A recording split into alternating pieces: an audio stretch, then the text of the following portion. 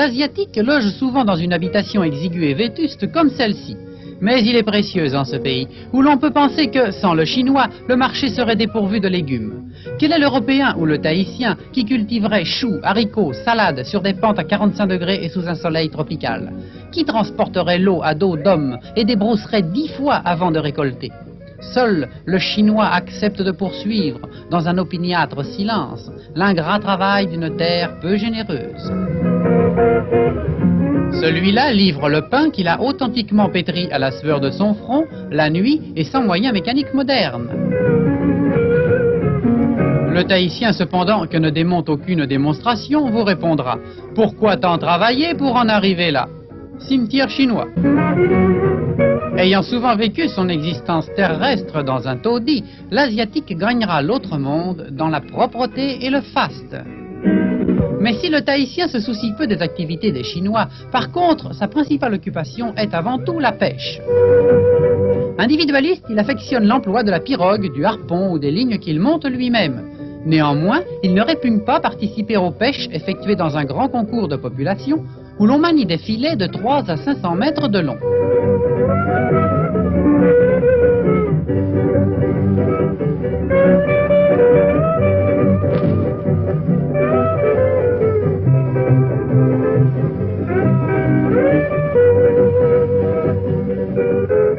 Quelques pêcheurs plongent à l'intérieur et à l'extérieur du filet pour chasser le poisson dans la direction favorable. Lorsque le filet sera levé, chacun prélèvera une part de la prise. Le reste sera vendu au marché de Papeete.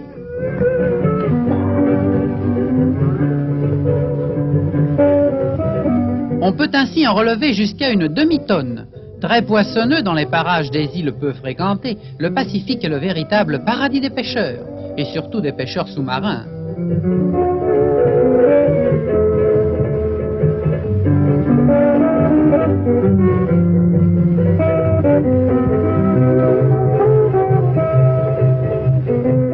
À vos yeux, des atourés, des orarés et des mulets. Vous voilà bien avancé d'avoir entendu ces appellations. L'important est que vous sachiez que tout cela est délicieux. Le poisson ballon, qui offre la particularité de se dégonfler et de se regonfler comme une vessie.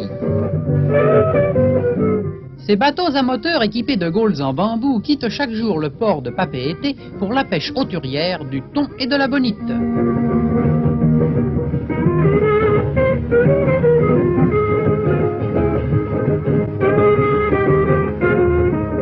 Le problème est avant tout de repérer le banc de poissons.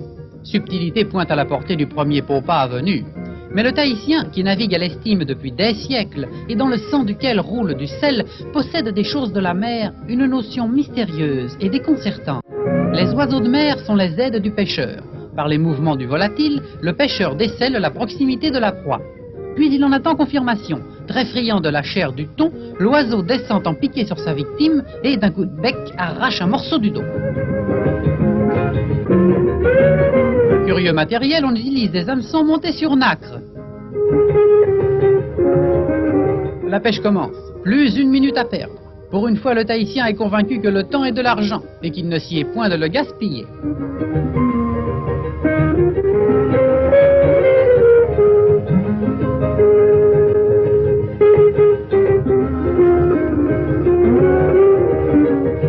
La prise est assommée d'un coup de gourdin.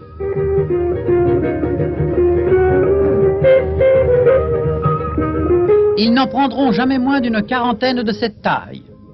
Si le temps est favorable, la petite embarcation sera presque emplie. Sur les flots creusés par les vents alisés, le petit bateau tangue et roule fortement, et il faut une force et une adresse remarquables pour manœuvrer ces longues gaules, parfois chargées de prises atteignant les 15 kilos.